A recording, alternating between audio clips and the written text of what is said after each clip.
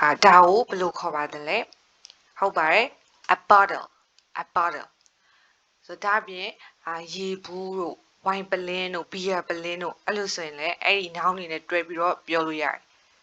ဥပမာနဲ့ a water bottle a wine bottle a beer bottle a milk bottle တွဲပြီးတော့သုံးလို့ရပါတယ်နောက်ပြီးတော့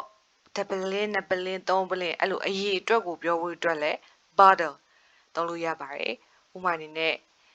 ရေတဘူးဆိုရင် a bottle of water a bottle of water wine နှစ်ပလင်းဆိုရင် two bottles of wine two bottles of wine now အခုလိုပလင်းဖွင့်တဲ့အတန်ကိုကြတော့ a bottle opener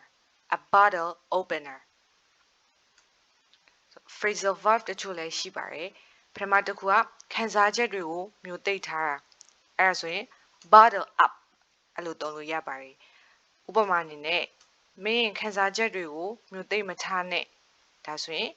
don't bottle up your feelings ဒီလိုပြောလို့ရပါတယ် now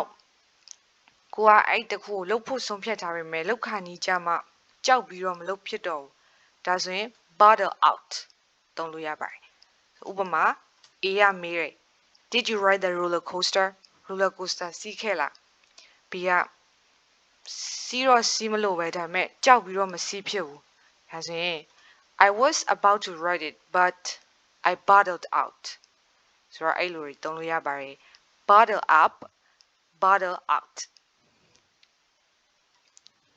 ကဲကျေးဇူးတင်ပါတယ်